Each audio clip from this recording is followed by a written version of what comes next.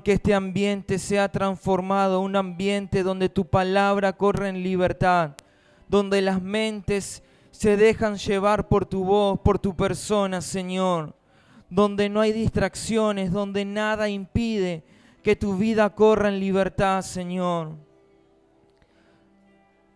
Señor, tienes libertad absoluta para moverte en este ambiente. Tienes libertad absoluta para moverte en nuestros corazones. Tienes libertad para moverte en nuestras mentes, Señor. Que tu presencia inunde este ambiente. Que tu vida inunde este ambiente, absorbiendo todo peso en nuestra alma, todo peso en nuestro corazón. Señor, que tu vida absorba todo lo que está estorbando. Que corra en libertad tu persona en este ambiente, Señor. Rendidos a ti, Padre. Tú eres el merecedor de toda gloria, honra y alabanza, Señor. Dependemos de ti y reconocemos que nada se compara a ti, nada se iguala a ti, nada se iguala a tu hermosura, a tu belleza. Nada se compara a ti, Señor. Exaltamos tu nombre, exaltamos tu persona. Exaltamos el nombre de Cristo en alto. Gracias, Señor. Gracias, Padre, por tu cruz. Gracias por tu Hijo en nosotros. Gracias por tu vida derramada en nosotros. Gracias, Señor. Gracias. Señor, nos disponemos a dejarnos guiar por ti. Nos disponemos a que tú nos lleves de acuerdo a tu voluntad, Señor. Gracias, Padre. Agradézcale al Señor. Señor, este ambiente se empieza a llenar de gratitud hacia ti, Señor. Que este ambiente empiece a crecer la gratitud de nuestro corazón hacia ti, Señor.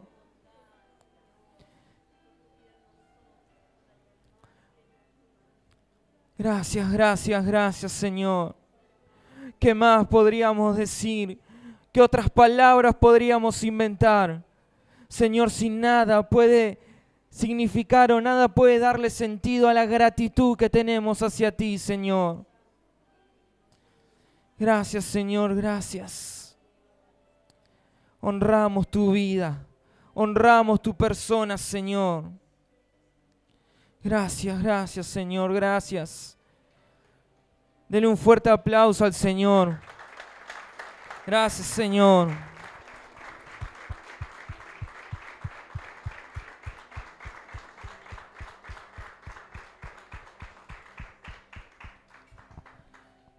Bien, pueden tomar asiento, chicos.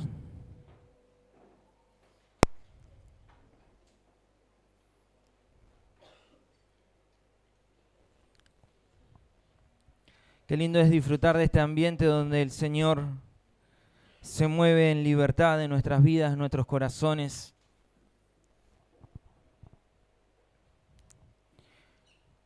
Donde nos damos cuenta que no dependemos de una persona, no dependemos que esté el pastor, sino que solamente dependemos de Él.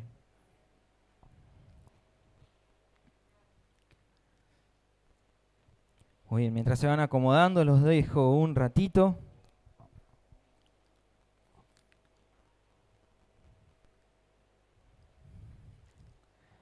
Codialo al que está a tu lado, vos estás muy solo ahí. Estás muy solo. No voy a poder decirte, no le puedes decir al que está a tu lado. Codialo al que está a tu lado y decirle: te felicito por haber llegado. Si no le dolió el codazo, pegale de nuevo.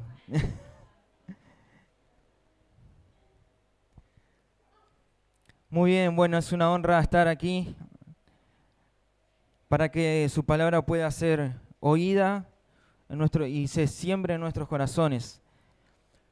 Conociendo su plenitud, su amor y verdad.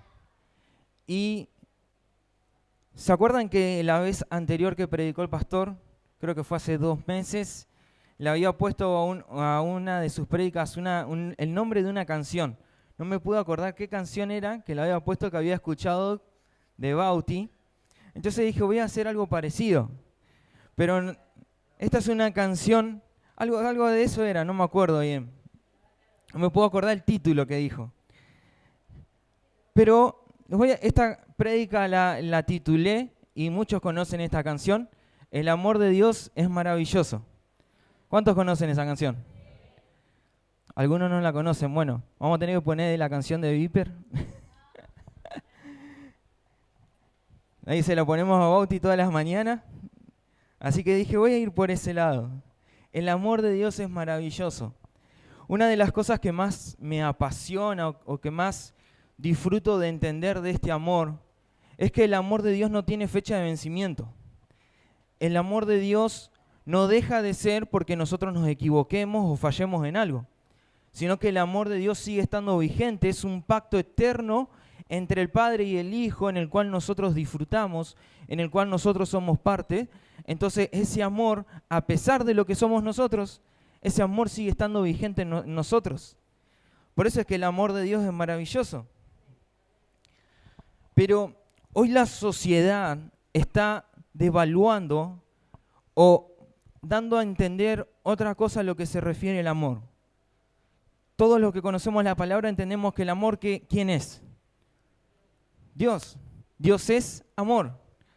Pero hoy estamos mal entendiendo esta palabra o la estamos devaluando a la palabra amor.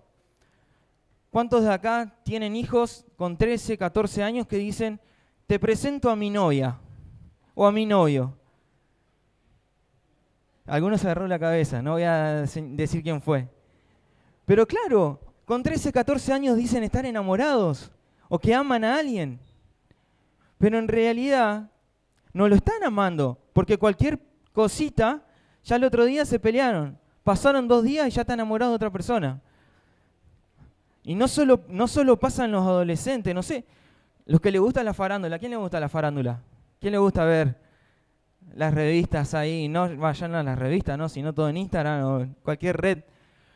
Ven, el famoso que se separó, a los 2 días ya está con otra persona. ¿Cómo hace decir? ¿Cómo es posible que en 2 días te hayas desenamorado de una persona y te enamores de otra? Porque claro, se está mal usando y se está mal interpretando y devaluando la palabra amor. Hoy en día, decir para toda la vida suena raro, suena difícil, suena complicado, hasta que la muerte los separe. Esas palabras hoy no se escuchan con facilidad. Hoy muchos le escapan al casamiento porque no entienden la realidad del casamiento, la importancia del matrimonio. Entonces, vos los escuchás y decís, no, yo no me voy a casar. Es solo un papel. Eso te dicen. Es solo un papel.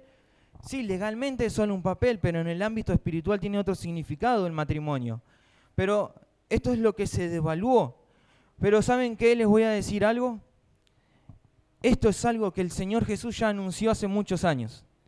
Era algo que iba a pasar y que nosotros tenemos que saber que esto es algo que va a seguir pasando. Fíjense en Mateo 24:12. Yo lo anoté en la NTV.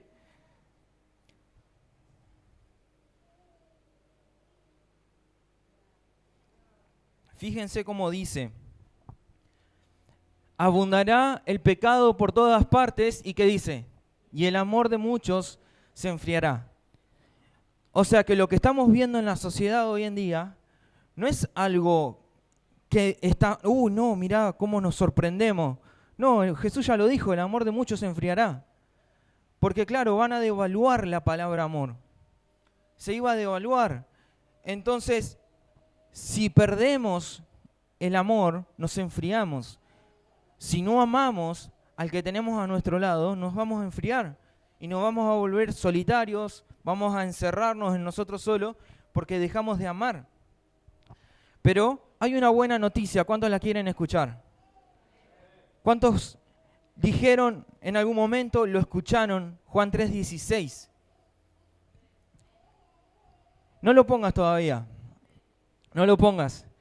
Hay una palabra en la que la mayoría de las personas se equivocan en esto. ¿Quién se anima a decirlo de memoria? No lo voy a juzgar si lo dice mal esta palabra. A ver, ya tengo 2 personas que levantaron la mano, pero ustedes 2 las voy a obviar, porque ya las conozco.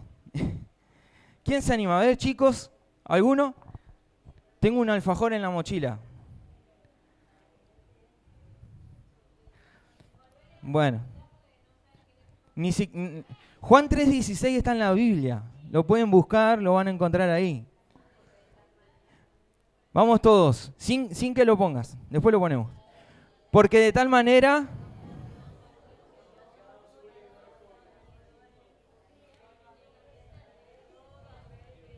Bueno, se mezcló todo, pero bueno. Fíjense que algunos dijeron, para que todo aquel que en él crea. Y no dice así la Biblia. ¿Cómo lo dice? Que en él cree. Esa es la diferencia. Así que cuando usted lo escucha a algún pastor, dígale, me parece que no dice crea. Dice cree. Porque el amor, porque de tal manera amó Dios al mundo. Y este mundo entra todo. Entramos nosotros, entra toda la naturaleza, entra la persona que está a tu lado y que la detestás, que no la querés ni ver. Esa persona también entra en ese mundo. Todos entran en ese mundo. Porque Dios nos amó a todos. Para que todo aquel que en Él cree, ahí necesitamos creer todos los días. No podemos dejar de creer en Él. Porque si decimos crea es como, creí una sola vez. Yo creo en Dios, sí, creí alguna vez fui a una reunión, pero ya está. No fui nunca más. No, necesitamos todos los días renovarnos en el amor hacia Él. Porque si lo creemos en Él, es allí donde viene la vida eterna. El amor de Dios es tan amplio, es tan grande, tan ancho, tan alto, tan bajo, que no puedo salir de Él. Él nos amó, Él nos ama y nos va a seguir amando. Aunque erremos, aunque fallemos, aunque hagamos cualquier cosa, su amor va a estar vigente. Pero ese amor no solo quedó en una frase, sino que también lo demostró. Dios demostró su amor. ¿Y cómo es que demostró su amor? Porque de tal manera amó Dios al mundo que ¿qué hizo? Que envió ¿a quién? A su Hijo. O sea, Dios no solo amó, sino que también lo demostró. Hubo un accionar de Dios. Lo demostró dando a su Hijo para que todos los que en Él creen no se pierdan, sino que tengan vida eterna. Por lo tanto, somos amados por Dios. Somos amados por Dios en todo y su amor basta.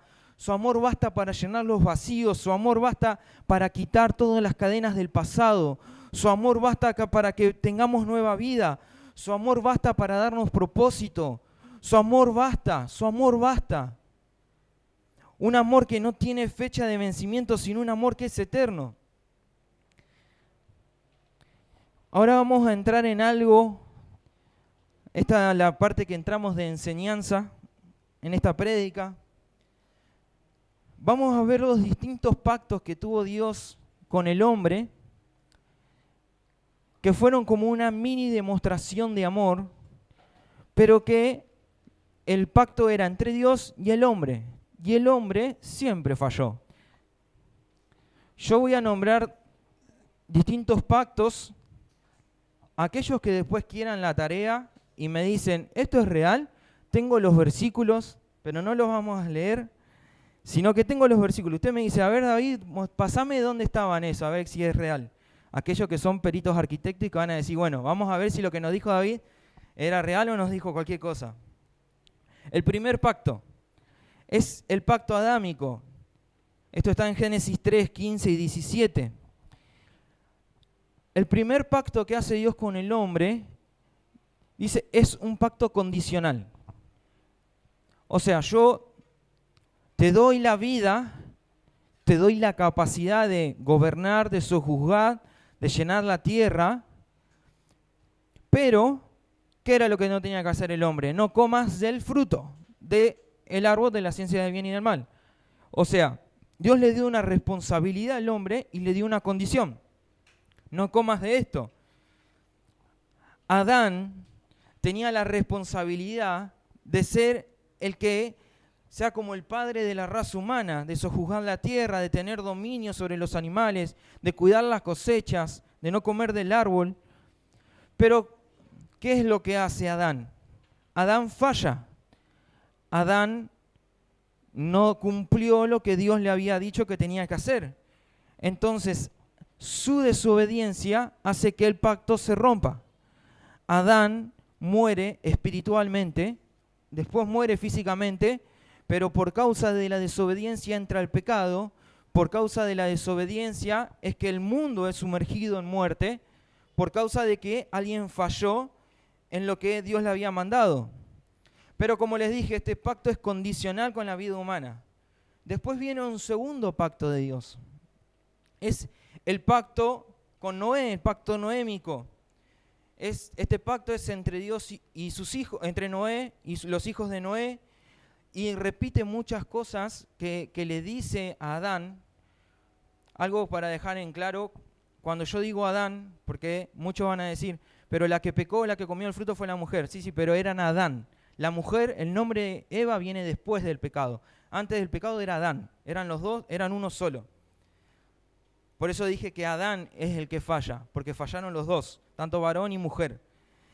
Pero este pacto con Noé repite muchas cosas que le dice Dios a Adán, después lo puede leer en Génesis 9, pero les dice algunos principios nuevos de gobierno sobre el ser humano para frenar el pecado, porque Noé tenía la responsabilidad de volver a llenar la tierra con toda su familia. Pero Dios acá dejó un arco iris, que es la evidencia de que Dios no iba a volver a inundar la tierra.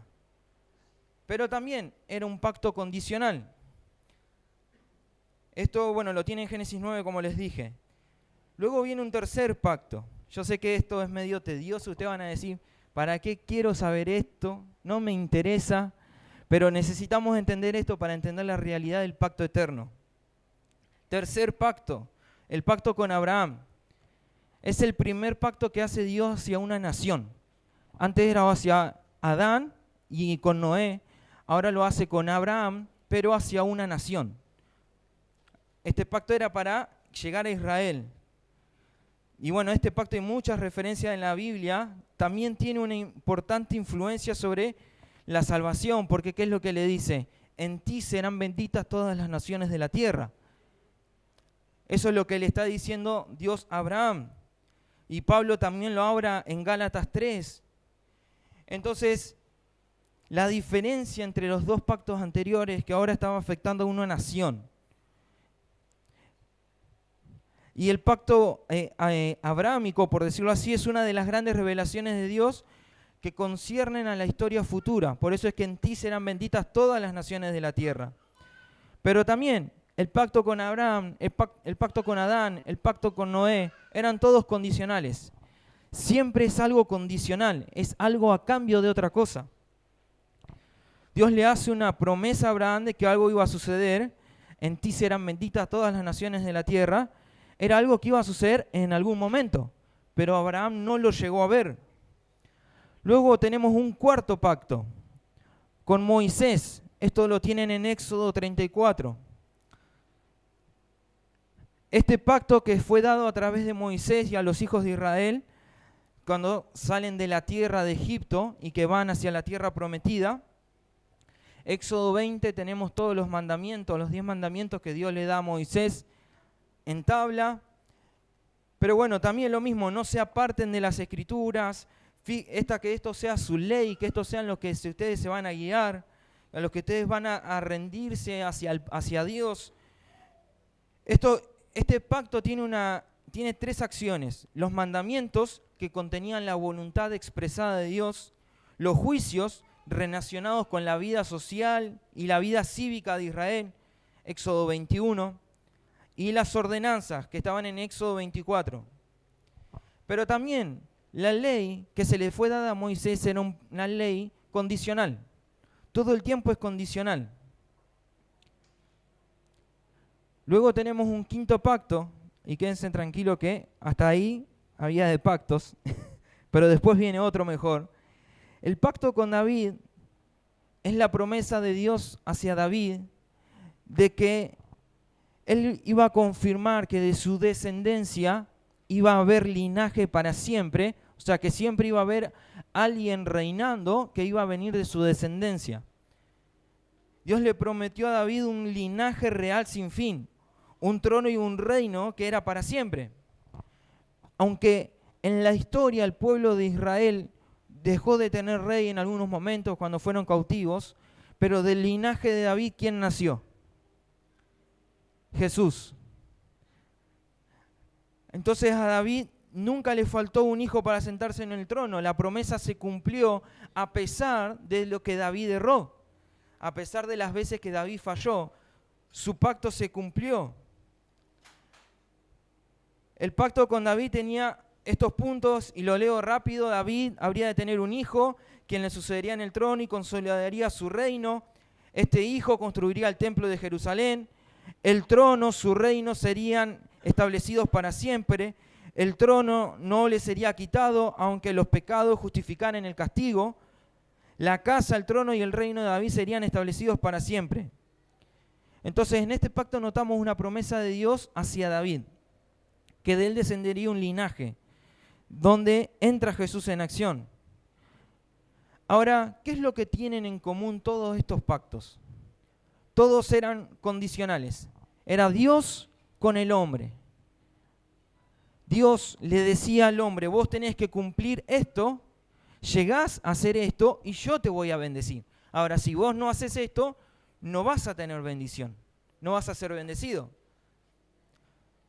Todas las personas que vivieron bajo estos pactos, que eran lo terrenal, no pudieron disfrutar de lo que hoy disfrutamos nosotros, porque ahí es donde viene otro pacto, que ahora lo vamos a ver. Dios los amaba, sí, Dios amó al pueblo de Israel, Dios amó a David, Dios amó a Adán, a Abraham, pero todavía no era el tiempo de demostrarles su amor. Él los amó, pero no se los demostró. ¿Qué es lo que leímos en Juan 3:16? Que Él demostró su amor enviando a su Hijo. Por lo tanto, el amor los abrazó a ellos, pero de una manera externa, y no como nosotros lo tenemos hoy. Decile al que está a tu lado ahí, codialo, antes era por afuera, ahora ese amor está dentro tuyo. ¿Ven la diferencia? Nosotros disfrutamos de otra manera el amor de Dios. Dios no podía seguir haciendo pactos con el hombre porque el hombre era muy fácil de fallar. El hombre enseguida le decía una cosa a Dios, sí, Dios.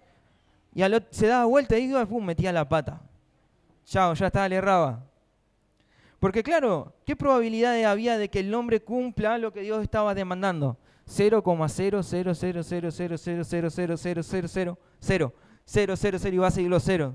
Porque el hombre no podía dar a la medida de lo que significó el pecado, de lo que Dios estaba demandando. Este pacto en el cual Dios nos hace con su Hijo, porque ahora había un pacto entre el hombre y Dios y el hombre, pero Dios hizo un pacto con su Hijo, que lo incluye al hombre, pero dijo, mi Hijo no falla, entonces lo hago con él y lo introduzco al hombre en este pacto. Como consecuencia de ese amor entre el Padre y el Hijo, nosotros fuimos absorbidos en su amor. Todos los otros pactos fueron la preparación para la manifestación del pacto eterno. Dios expresándose y el hombre respondiendo, pero sin dar a la medida, hasta que lo eterno se manifieste. Y ahora vamos a leer en Efesios, búsquelo, Efesios capítulo 1, versículo 3. Lo vamos a leer en la NTV. Así, esta versión lo da a expresar muy bien. Podríamos hacer un desglose por cada versículo y terminaríamos a las 10 de la noche, solo leyendo esto sin terminar el resto, pero no lo vamos a hacer, porque si no me van a apagar el micrófono. Toda la alabanza sea para Dios, el Padre de nuestro Señor Jesucristo, quien nos ha bendecido con toda clase de bendiciones espirituales en lugares celestiales, porque estamos unidos a Cristo. Porque estamos unidos a Cristo. Incluso antes de haber hecho el mundo, Dios nos amó y nos eligió en Cristo para que seamos santos e intachables a sus ojos. Dios decidió de antemano adoptarnos como miembros de su familia al acercarnos a sí mismo por medio de Jesucristo. Eso es precisamente lo que Él quería hacer y le dio gran gusto hacerlo. De manera que alabamos a Dios por la abundante gracia que derramó sobre nosotros los que pertenecemos a su Hijo amado. ¿Cuántos pertenecen al Hijo? Dios es tan rico en gracia y bondad que compró nuestra libertad con la sangre de su Hijo y perdonó nuestros pecados. Él desbordó su bondad sobre nosotros junto con toda la sabiduría y el entendimiento. Ahora Dios nos ha dado a conocer su misteriosa voluntad respecto a Cristo, la cual es llevar a cabo su propio buen plan.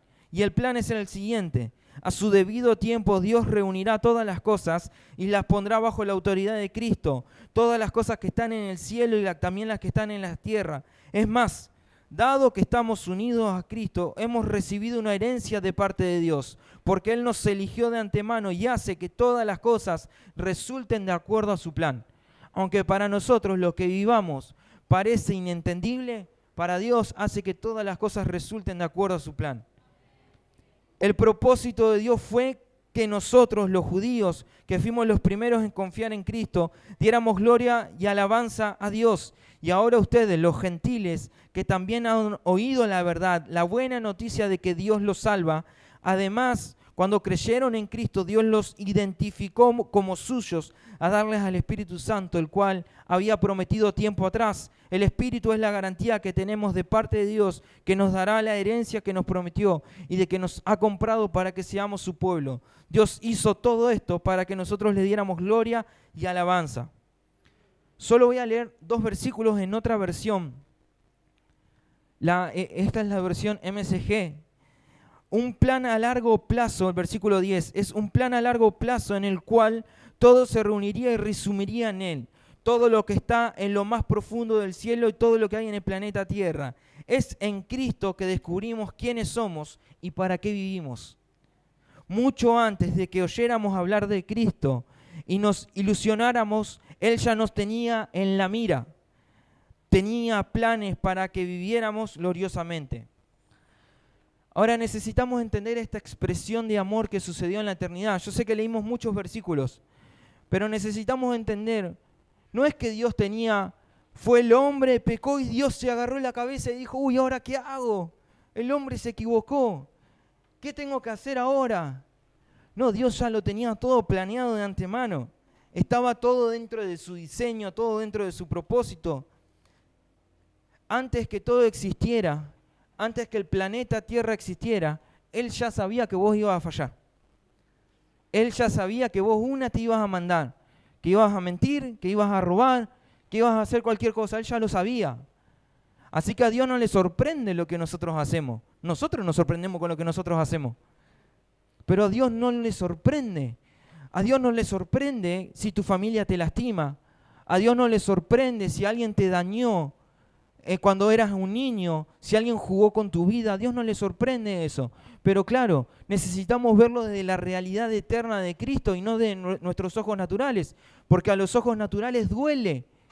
Pero cuando lo vemos desde la perspectiva eterna de Dios, entendemos que Él nos está transformando en nosotros algo mucho mayor que todavía no vemos y que necesitamos ver, que es Cristo en nosotros. Dios ya tenía todo preparado de antemano. Dios lo único que quiere es que su Hijo sea visto. Por eso es que es de reunir todas las cosas en Cristo, porque lo único que Él quiere es que su Hijo sea visto, que su Hijo sea expresado. Ahora, cuando pasamos distintas situaciones en nuestra vida, no nos tenemos que asustar. Solamente tenemos que tener sabiduría y entendimiento para saber cuándo vivimos algo de parte de Dios y cuándo vivimos algo porque nosotros nos las mandamos. Porque muchos procesos de nuestra vida van a venir de parte de Dios para formar a Cristo en vos, pero otros procesos vas a ir vos solito a mandarte, porque Dios te va a decir, yo no te mandé ahí, vos fuiste solo. Yo no te dije que hagas esto, fuiste y lo hablaste con alguien, esa persona te dijo que sí, en vez de ir a hablarlo con el pastor, esa persona te dijo que sí, fuiste, te mandaste por tu cuenta y te equivocaste. Entonces hay situaciones que vamos a vivir por causa de Cristo y hay situaciones que vamos a vivir por causa nuestra. Cuando nos hacen daño, cuando somos chicos, es algo que vamos a vivir por causa de Cristo en nuestras vidas y es algo que vamos a tener que sanar para poder ayudar a otros. Pero cuando nosotros le hacemos vivir a alguien algo malo, cuando nosotros vamos y hablamos mal de alguien, o cuando nosotros vamos y dañamos a alguien, esas son cosas que nosotros nos tenemos que hacer cargo. Ahora ese plan, ese propósito, Dios lo manifestó en un pacto, le dio legalidad por medio de un pacto, porque el plan eterno, que incluye un pacto eterno, necesita tener legalidad. Dios no va a hacer nada de manera ilegal. Él lo hace todo de manera legal. ¿Qué mejor legalidad que confirmar este pacto por medio de la sangre de su Hijo? Jesús que dijo, este es el nuevo pacto en mi sangre. Le dio legalidad al pacto eterno. Él le dio legalidad. Ahora, esto nos hace entender que la sangre de Cristo tiene mayor peso en nuestra vida del que nosotros pensamos. ¿Cuántos tienen más de 15 o 10 años dentro de una congregación? Se les salta algo adelante, ¡ay, la sangre de Cristo tiene poder! La sangre no era para eso. La sangre era para comprarnos a nosotros y limpiarnos a nosotros, no para echar fuera demonios. Jesús les decía a los demonios que se vayan y se iban. No tenía que andar reprendiendo, en mi nombre te vas. No. Él decía, vete y ya se iban los demonios. Porque la autoridad de los demonios la entienden en los que están sumergidos en Cristo. Si no estoy sumergido en Cristo, nada se va a someter a mí. Por más que diga la sangre de Cristo tiene poder, si no estoy en Cristo, va a ser medio difícil que se vayan. Saben que había armado, pero no sé si se va a ver, un cuadro comparativo, un resumen de todo lo que hice, pero no se llega a ver, no se va a apreciar. Así que después lo paso al grupo para que veamos la diferencia entre los pactos. Pero ¿qué es lo que quería llegar con todo esto? Los pactos anteriores necesitaban un sacrificio. Para renovar el pacto necesitaban un sacrificio. Algo que logre satisfacer la demanda de lo que causó el pecado con el hombre. Pero ningún sacrificio lograba dar a la medida, sino que tenían fecha de vencimiento los sacrificios. ¿Qué es lo que tenía que hacer el pueblo de Israel una vez al año? Llevar la oveja o lo que ellos podían, llevarlo para que el sacerdote lo mate y lo puedan rendir como ofrenda a Dios, pero al año tenían que volver a hacerlo de nuevo. O sea, tenía una fecha de vencimiento.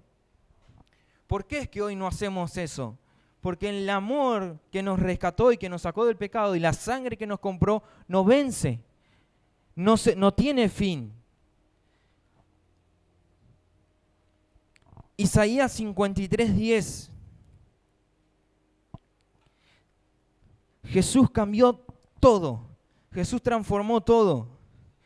Y esto lo ve Isaías muchísimo tiempo antes de que la cruz sea algo que sucedió en el tiempo. Con todo eso, dice el versículo 10, Jehová quiso quebrantarlo, sujetándole a padecimiento, cuando haya puesto su vida en expiación por el pecado.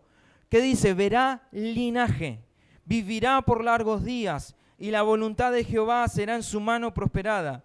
Verá el fruto de la aflicción de su alma y quedará satisfecho. Por su conocimiento justificará mi siervo justo a muchos y llevará las iniquidades de ellos. Hoy somos justos por causa de este sacrificio que dio a la medida. El profeta Isaías vio esto muchos años antes de que la cruz sellara el pacto eterno. Porque era algo que había sucedido en la eternidad. Por eso es que el profeta lo puede ver con anticipación. Porque la cruz se manifestó en un momento, pero fue un hecho eterno. Verá el fruto de la aflicción de su alma y quedará satisfecho. Eso es ver la cruz desde la perspectiva de Dios y no desde lo que nosotros vemos al Jesús sufriente, sino vemos a un Jesús glorioso, un Jesús victorioso que dio a la medida. Jesús dio a la medida de lo que el Padre demandaba. Él fue el único que logró satisfacer al Padre. Por eso dice, y quedó satisfecho. ¿Quién estaría contento viendo a su hijo que lo están lastimando, que lo están golpeando, que lo están burlando, que le están haciendo de todo? ¿Quién estaría contento? Nadie. pero el Padre necesitaba a alguien que dé a la medida. Y ese fue Jesús. Ahora nosotros tenemos que entender esto, que cuando entendemos esta realidad de Cristo, lo que significó la sangre para el Padre y para nosotros, que nos limpió, que nos compró, que ya nada nos puede acusar, entonces, ¿qué no hay? No hay condenación para los que están en Cristo Jesús. Entonces, si alguien está condenando tu vida, es porque no estás entendiendo que estás en Cristo. No hay condenación para los que están en Cristo, para los que fueron tocados por la sangre preciosa. Este pacto fue un hecho eterno entre el Padre y el Hijo para que se manifieste la naturaleza del Hijo. ¿Ustedes piensan que Jesús dijo es necesario nacer de nuevo porque sí? ¿Porque se le ocurrió decirlo frente a Nicodemo? No, hay una realidad. Todas las cosas son hechas nuevas, escribe Pablo, porque son una muestra y nos revela el porqué de la importancia de la naturaleza de Cristo en nosotros. Que viva Cristo en nosotros y que habite su vida en nosotros. Porque si este pacto fue realizado entre el Padre y el Hijo, sin tener la naturaleza del Hijo, nosotros no podemos ser parte de este pacto. Entonces el amor que tiene el Padre con el Hijo y el Hijo con el Padre, nosotros lo podemos vivir porque Él nos dio su naturaleza. Yo sé que esto suena para muchos difícil, pero necesitamos entender esta realidad. Cristo en nosotros es la naturaleza del Padre, del Hijo creciendo en nosotros y que nos hace legal delante del Padre. Dios no solo dio a su Hijo en nuestro lugar, sino que nos dio su naturaleza para que podamos vivir en este pacto eterno. Porque la naturaleza humana tiene un solo destino, que es el fracaso, que es errar, que es fallar, que las cosas no salen, aunque a veces pareciera que sí salen las cosas, pero en realidad no, con el tiempo no logran prosperar. Porque la naturaleza humana necesita entender y recordar estas cosas, porque se olvida. Nosotros nos dispersamos con facilidad. Hoy salimos de acá y yo sé que el 90% seguro en 10 minutos se olvidó de lo que se compartió. Porque enseguida nuestra mente se dispersa, enseguida nuestra mente pierde esta realidad de Cristo en nosotros, de su naturaleza estando en nosotros. Entonces, a medida que entendemos que nacemos de nuevo y que somos nuevos en Cristo, ya nada nos puede separar de su amor. Dios nos incluyó en el pacto. Pero al hombre le cuesta verse en este pacto de amor. Porque como personas, lo dije hoy, somos muy prácticos en meter la pata. Y en vez de sacar la pata cuando le estamos metiendo, vamos más allá todavía, más profundo. Ya está, me equivoqué, me mando con toda. Ya está. ¿Para qué voy a arrepentirme a medio camino? Ya está. Como es el dicho, si estamos en el baile, bailemos. Ya está. Pero en realidad Dios nos quiere hablar otra realidad. Cuando pecamos, cuando no obedecemos la voz de Dios, cuando hablamos mal de alguien, siempre viene esa voz a nuestra conciencia y nos hace sentir mal. Te causa una sensación de culpa. Cuando vienen los remordimientos a tu vida, ¿cuántos fallaron alguna vez y al toque que fallaron vino algo a su cabeza y le dijeron, te equivocaste? Y peor después, ahora Dios no te va a ver más. Dios ya no te ama más. Porque erraste, Dios no te ama. No servís. Esa es la voz que viene cuando nosotros fallamos porque le damos legalidad a las tinieblas que hablen a nuestra mente. Pero cuando entendemos esta realidad en Cristo, de que Él va limpiando nuestra conciencia, cuando nos sentimos menos, cuando nos sentimos decaídos, cuando nos sentimos sin fuerza, tenemos que recordar que Él nos amó. El amor de Dios es maravilloso. Son esas cosas que van a querer quitarnos de este pacto eterno. Pero hoy volvemos a escuchar la voz de Dios. Te amo, te amo, te amo, te amo, te amo. Esa es la voz de Dios. Te amo, no importa lo que hiciste, no importa tu pasado, yo te amo. Ese es el amor de Dios, que nunca deja de ser, que nunca deja de amar, que te consuela, que te abraza, que trae sanidad a tu vida, que trae restauración a tu alma. Ese es el amor de Dios que sigue vigente, porque el amor de Dios supera las fronteras, supera los límites, su amor supera los errores, su amor supera nuestras macanas. Ese es el amor de Dios que sobrepasa todo entendimiento. El amor de Dios no vence, porque es un pacto eterno. Es un amor que está vigente todos los días. Quiero culminar leyendo Efesios 3, versículo 14, también en la NTV.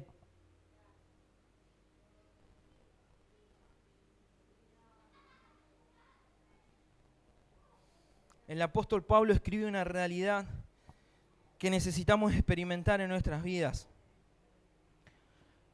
Dice, cuando pienso en esto, ¿en qué? En el amor de Dios. Cuando pienso en esto, caigo de rodillas y elevo una oración al Padre, el creador de todo lo que existe en el cielo y en la tierra. Pido en oración que de sus gloriosos e inagotables recursos lo fortalezca con poder en el ser interior por medio de su Espíritu. Entonces Cristo habitará en el corazón de ustedes a medida que confíen en Él. Echarán raíces profundas ¿en dónde? En el amor de Dios. Y ellas los mantendrán fuertes cuando vengan las tormentas a tu vida. Si echaste raíces en el amor de Dios, te van a mantener fuerte. Espero que puedan comprender, como corresponde a todo el pueblo de Dios, cuán ancho, cuán largo, cuán alto y cuán profundo es su amor. Es mi deseo que experimenten el amor de Cristo, aun cuando es demasiado grande para comprenderlo todo. Entonces serán completos con toda la plenitud de la vida y el poder que proviene de Dios. Y ahora que toda la gloria sea para Dios, quien puede lograr mucho más de lo que pudiéramos pedir o incluso imaginar mediante su gran poder, que actúa en nosotros. Gloria a Él en la iglesia y en Cristo Jesús por todas las generaciones, desde hoy y para siempre. Amén. Ese es el amor de Dios. El amor de Dios.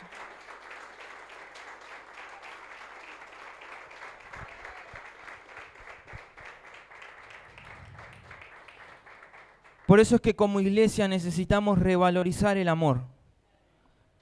El amor hacia Dios, el amor hacia nuestros hermanos, hacia los que están al lado nuestro. Muchas veces hay cosas que queremos hacer, que queremos emprender, pero si estamos peleados entre nosotros, las cosas no pueden prosperar. Porque el amor de Dios y la prosperidad de Dios viene cuando el amor se está haciendo evidente, cuando somos uno. Si estamos fallando, si estamos lastimando a alguien con nuestras palabras, necesitamos arrepentirnos, pedir perdón y entender que necesitamos ser uno y que su amor se exprese en esta casa, que su amor se exprese en nuestras vidas, en todo lo que hacemos sea visto el amor de Dios, que no hacemos nada obligadamente, sino que lo hacemos por amor al que está al lado mío, por amor al que está afuera, que se está perdiendo. Lo hacemos por amor. Por eso es que necesitamos revalorizar el amor de Dios. Necesitamos echar raíces en Él. Y eso nos va a mantener fuertes. Espero que puedan comprender como corresponde con todo el pueblo de Dios. Dice, cuán ancho, cuán largo, cuán alto y cuán profundo es su amor. Es un amor que sobrepasa todo entendimiento. Nuestra mente humana no es capaz de entender el amor de Dios. ¿Cómo puede ser que Jesús le dice al que está al lado de Él en la cruz, acuérdate de mí, le dice el malhechor? Una persona que estaba siendo condenada a muerte, que era en la cruz, que era lo peor. Y esa persona le dice, acuérdate de mí cuando estés en el paraíso. Y Él le dice, de cierto te digo que hoy estarás conmigo. ¿Cómo puede ser que Él esté perdonando y salvando a alguien que está muriendo en la cruz por ser un malhechor? Porque es su amor. Nosotros limitamos el amor de Dios, nosotros le ponemos traba al amor de Dios. No, Dios no va a amar a esa persona porque se equivocó. Mirá cómo falló, mirá cómo lastimó a su familia. Dios no lo va a amar. Pero eso, claro, es nuestro parámetro y no es el parámetro de Dios. Por eso es un amor que sobrepasa todo entendimiento. Es un amor que perdona tu pasado. Es un amor que te hace nuevo, que te transforma cuando te arrepentís de corazón. No con palabras sueltas, sino cuando verdaderamente hay un arrepentimiento en tu corazón, un quebranto. Señor, no quiero volver a hacer lo que estaba haciendo. Ahora, esto no nos da legalidad a hacer lo que nosotros queremos. Total, Dios me ama. No, sino que nos da mayor responsabilidad. Tenemos al Hijo en nosotros, tenemos su sangre en nosotros. ¿Cuánta mayor responsabilidad tenemos para expresarlo y para darlo a conocer? Cuánta mayor responsabilidad que Cristo sea visto en el colegio, en el trabajo, que Cristo sea visto cuando jugamos, que Cristo sea visto cuando estamos haciendo cualquier cosa, estamos en el colectivo, Cristo tiene que ser visto. Cristo tiene que ser visto todo el tiempo. Tenemos una responsabilidad como iglesia, como casa de Dios, como su iglesia, tenemos una responsabilidad de dar a conocer ese amor. Pero el amor, tenemos que recordar esto, es un amor que no juzga. Es un amor que nos va a abrazar todo el tiempo. Cuando te arrepentís de corazón, Dios te va a estar restaurando tu vida. Él no tiene problema con que fallemos. Él tiene problema con que nosotros volvemos a hacer lo mismo y volvemos a hacer lo mismo y volvemos a hacer lo mismo. Dios no está diciendo, no, yo quiero que salgas de ahí, quiero que expreses a mi hijo, quiero que dejes a conocer su amor. Póngase de pie.